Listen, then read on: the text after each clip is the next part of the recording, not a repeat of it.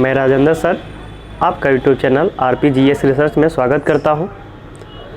दोस्तों, आज हम लोग यूपी टेट के लगभग संविधान के 15 क्वेश्चनों को सॉल्व किया जाएगा। तो आइए हम लोग शुरुआत करते हैं। पहला क्वेश्चन है मेरे भाई, राष्ट्रपति का कार्यकाल होता है। तो मेरे भाई, राष्ट्रपति का जो कार्यकाल है हमारे ऑप्शन में 5 वर्ष है, 6 वर्ष है, ए और बी दोनों है, और 62 वर्ष की आयु तक। तो राष्ट्रपति का कार्यकाल कितने वर्षों का हो सकता है मेरे भाई? तो आपका हो जाएगा 5 वर्षों तक। राष्ट्रपति का कार्यकाल 6 वर्षों का नहीं होता है, 62 वर्ष की आयु तक भी नहीं होता है। तो राष्ट्रपति का कार्यकाल कब तक होता है? 5 वर्षों तक होता है। कार्यकाल से पहले भी राष्ट्रपति जो है वह उपराष्ट्रपति को इस्तीफा देकर अपना पद क्या कर सकता है? छोड़ सकता है। आइए दूसरा क्वेश्चन देखते हैं। दूसरा में है भाग 2 में है। भाग 2 में क्या है? मूल अधिकार है, नागरिकता है, पंचायत है, आपका राजभाषा है। तो भाग 2 में किसका प्रावधान है? तो मेरे भाई आपका ऑप्शन हो जाएगा बी, नागरिकता, सिटीजनशिप का प्रावधान है। आप जब भाग 2 पढ़ोगे तो उसमें नागरिकता पढ़ोगे, और यह किस अनुच्छेद से किस अनुच्छेद तक है? तो 5 से लेकर 11 तक है। आपका ए ऑप्शन जो मूल अधिकार दिया है वह भाग 3 में है। यह किस में है? भाग 3 में क्या है? आपका मूल अधिकार है, और मूल अधिकार को संविधान का मैग्ना कार्टा भी कहा जाता है। बहुत इंपॉर्टेंट क्वेश्चन बनता है। पंचायत का प्रावधान किस अनुच्छेद में है? यह भी आप लोग के पेपर के दृष्टि से अति महत्वपूर्ण है, भाग 9 में है। और राजभाषा का संबंध किस भाग से है? तो आपका भाग 17 से है। आइए हम लोग दूसरा क्वेश्चन देखते हैं। आपका नेक्स्ट क्वेश्चन कहता है कि भाषा के आधार पर गठित होने वाला प्रथम राज्य कौन सा था? तो मेरे भाई, भाषा के आधार पर गठित होने वाला प्रथम हमारा जो राज्य था वह आपका था कि कौन सा? आंध्र प्रदेश। तेलुगु भाषा के आधार पर इसका जो गठन किया गया था आपका 1 अक्टूबर 1953 को किया गया था। कब किया गया था? 1 अक्टूबर 1953 को किया गया था। और करने वाले कौन है? पंडित जवाहरलाल नेहरू। तेलुगु भाषा के आधार पर आपका भाषा का आधार पर प्रथम राज्य का जो गठन हुआ था वह कौन हुआ था? आपके आंध्र प्रदेश। आइए नेक्स्ट देखते हैं। चौथा आपका क्वेश्चन कहता है कि भारतीय संविधान को अंगीकार किया गया था। 15 अगस्त 1947 को हमें आज़ादी मिली थी, तो हमारा तो अभी संविधान बना नहीं था। और दूसरा कहता है 26 नवंबर 1949 को। 26 नवंबर 1949 को हमारा संविधान बनकर तैयार हो गया था मेरे भाई। और संविधान को बनकर तैयार ही हो जाना ही क्या कहलाता है? अंगीकार कहलाता है। तो हमारा जो संविधान, भारत का जो संविधान है वह अंगीकार और तैयार, बनकर तैयार हो जाना, अंगीकार कर लिया जाना या स्वीकार कर लिया जाना, यह 3 शब्द कब हुआ था? 26 नवंबर 1949 को। लेकिन हम लागू नहीं किए थे। अगर यही दे दे कि भारतीय संविधान को कब लागू किया गया था तो हमारा 26 नवंबर 1949 नहीं होगा, हमारा क्या हो जाएगा? 26 जनवरी 1950। लेकिन अगर ऐसे पूछता है कि भारतीय संविधान को कब अंगीकार किया गया था तो 26 नवंबर 1949 को अंगीकार किया गया था। और भारतीय संविधान को कब लागू किया गया था? तो 26 जनवरी 1950 को लागू किया गया था। आइए नेक्स्ट क्वेश्चन देखते हैं। नेक्स्ट क्वेश्चन है मेरे भाई कि भारतीय संविधान का प्रारूप किसने तैयार किया था? इंपॉर्टेंट क्वेश्चन बनने वाला है यह, और हर एक पेपर में इंपॉर्टेंट ही ये क्वेश्चन आता है। VVI कर सकते हो आप लोग इसको। कह रहा है भारतीय संविधान का प्रारूप किसने तैयार किया था? Doctor Bhimrao Ambedkar, BN Rao, doctor Rajendra Prasad, PT Nehru. तो मेरे भाई, भारतीय संविधान का प्रारूप तैयार किए थे आपके BN राव। और BN राव को भारत का प्रथम संवैधानिक सलाहकार बोला जाता है। तो अगर कभी पूछ दे कि भारत का प्रथम संवैधानिक सलाहकार कौन थे तो आपको क्या ऑप्शन टिक करना पड़ेगा? BN राव। और संविधान का प्रारूप किसने तैयार किया था? प्रारूप समिति अलग की बात है, प्रारूप तैयार किया था। संविधान का प्रारूप मेरे भाई BN राव ने तैयार किया था, जबकि प्रारूप समिति के जो अध्यक्ष थे वह कौन थे? डॉक्टर भीमराव अम्बेडकर। आइए नेक्स्ट देखते हैं। छठवां है प्रेस की स्वतंत्रता का प्रावधान किस अनुच्छेद में है? अनुच्छेद 19, अनुच्छेद 20, अनुच्छेद 21, अनुच्छेद 23। तो मेरे भाई, प्रेस की स्वतंत्रता का अधिकार आपका किस में है? आपका 19 में है। 19 में लगभग आपके मूल संविधान में 7 अधिकार दिए गए थे, लेकिन आपका एक अधिकार को क्या कर दिया गया था? समाप्त कर दिया गया था। वह है आपकी संपत्ति का अधिकार। संपत्ति के अधिकार को क्या कर दिया गया? समाप्त कर दिया गया 44वें संविधान संशोधन 1978 के तहत।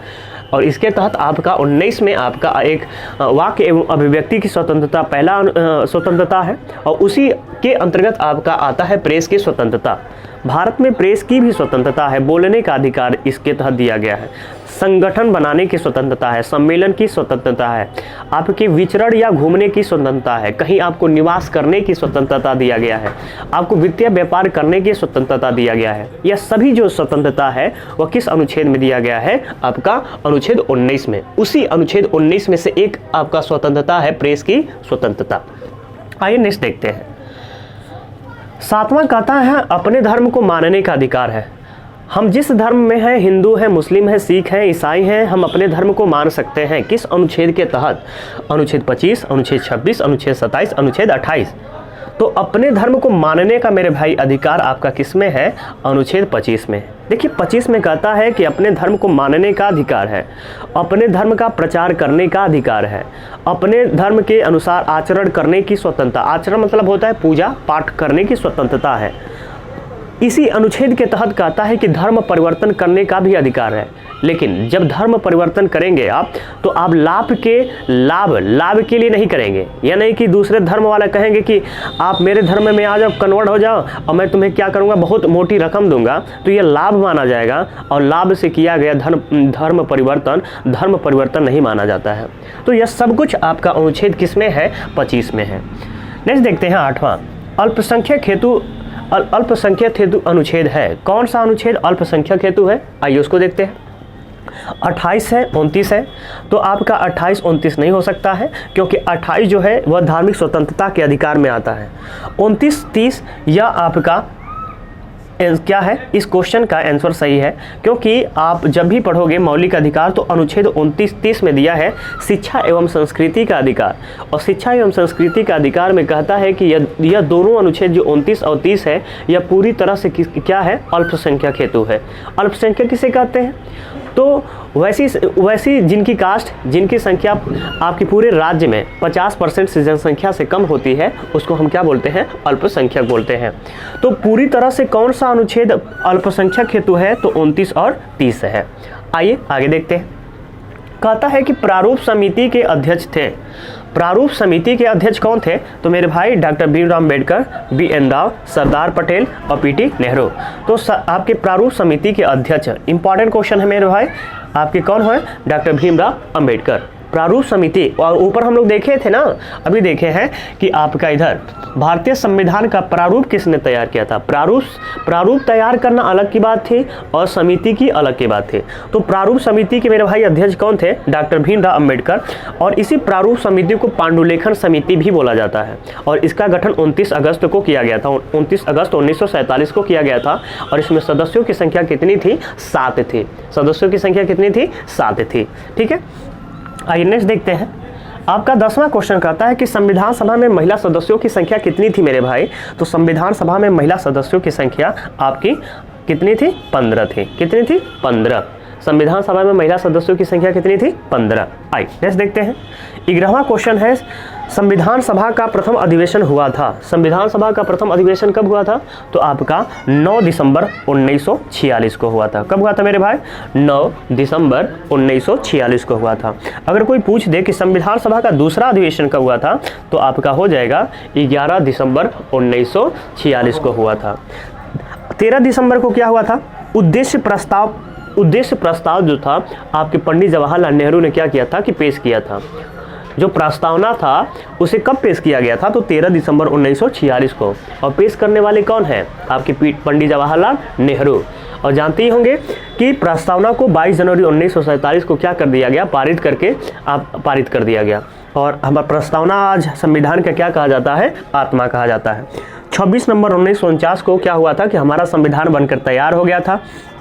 यह 3 शब्द देता है, तैयार हो गया था, अंगीकार कर लिए थे और स्वीकार कर लिए थे। लागू की बात नहीं करता है। स्वीकार, अंगीकार और तैयार तीनों शब्द एक ही है। जब भी एक शब्द आए तो पकड़ने का कोशिश करिएगा। भारतीय संविधान बनकर तैयार हो गया था, तभी हमारा आंसर क्या होगा? 26 नवंबर 1949। भारतीय संविधान को अंगीकार किया गया था, तभी हमारा आंसर क्या होगा? 26 नवंबर 1949। भारतीय संविधान को स्वीकार किया गया, तभी हमारा आंसर क्या होगा? सेम होगा। आइए नेक्स्ट देखते हैं। 12वां में कहता है मेरे भाई, राष्ट्रपति किस सदन का सदस्य होता है? लोकसभा का, राज्यसभा का, ए और बी दोनों। आइए, और कहता है कि कहीं का नहीं। तो मेरे भाई जो राष्ट्रपति होता है योग्यता में मांगता है कि राष्ट्रपति को लोकसभा की सदस्यता हेतु योग्यता होनी चाहिए, लेकिन क्वेश्चन बोल क्या रहा है कि राष्ट्रपति किस सदन का सदस्य होता है। तो राष्ट्रपति न लोकसभा का सदस्य होता है न ही राज्यसभा का होता है मेरे भाई। तो हमारा ऑप्शन क्या हो जाएगा, वह कहीं का सदस्य नहीं होता है।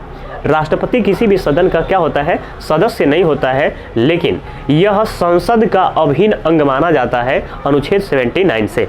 अनुच्छेद 79 में कहता है कि संसद 3 लोगों से मिलकर बनता है, राष्ट्रपति, राज्यसभा और लोकसभा। आइए हम लोग देखते हैं 13वां क्वेश्चन। 13वां मेरा भाई बोल रहा है कि वेतन और भत्ते का प्रावधान किस अनुसूची में है। किस अनुसूची में है, अनुसूची 2, अनुसूची 3, अनुसूची 4, अनुसूची 5। तो मेरे भाई वेतन और भत्ते का प्रावधान हमारा किस अनुसूची में है, तो अनुसूची 2 में है। अनुसूची 3 में क्या है, तो इसमें शपथ का प्रावधान है। अनुसूची 3 में क्या है, शपथ का प्रावधान है। और अनुसूची 4 में क्या है, तो राज्यसभा के सीटों के आवंटन के बारे में प्रावधान है। जबकि 5वीं में क्या है, तो SC ST के प्रशासन और नियंत्रण के बारे में क्या है, प्रावधान किया गया है। नेक्स्ट देखते हैं 14वां मेरे भाई करता है कि संविधान सभा के अध्यक्ष थे। संविधान सभा के अध्यक्ष कौन थे, doctor Bhimrao Ambedkar, BN Rao, doctor Rajendra Prasad, PT Nehru. तो हमारा सही आंसर क्या हो सकता है, डॉक्टर राजेंद्र प्रसाद। हमारे संविधान सभा के अध्यक्ष कौन बने थे, डॉक्टर राजेंद्र प्रसाद। और कब बने थे, 11 दिसंबर 1946 को इनको अस्थायी रूप से क्या बना दिया गया था मेरे भाई, आपका अध्यक्ष, संविधान सभा के अध्यक्ष। यह गौर करने लायक है मेरे भाई, संविधान सभा के अध्यक्ष कौन थे, तो आपके डॉक्टर राजेंद्र प्रसाद। 15वां क्वेश्चन देखते हैं। और 15वां क्वेश्चन क्या कर रहा है, वर्तमान में कितने राज्य व केंद्र शासित प्रदेश हैं। 29 राज्य, 9 केंद्र शासित प्रदेश, 28 राज्य, 9 केंद्र शासित प्रदेश, 28 राज्य, 8 केंद्र शासित प्रदेश, 27 राज्य और 8 केंद्र शासित प्रदेश। तो कितना हमारा कौन सा ऑप्शन सही हो जाएगा, तो हमारा ऑप्शन सही हो जाएगा मेरे भाई, कौन सा, आपका C वाला सही हो जाएगा। वर्तमान में अगर बात किया जाए तो 28 राज्य और 8 केंद्र शासित प्रदेश आपके स्थित हैं पूरे। ठीक है, तो आज का यह आपका यूपी टेट का जो 15 क्वेश्चन का टेस्ट हो रहा था वह समाप्त हुआ। मेरे भाई वीडियो कैसा लगा, अच्छा लगा होगा तो लाइक करिएगा, सब्सक्राइब करिए, कमेंट जरूर करिएगा। Thank you.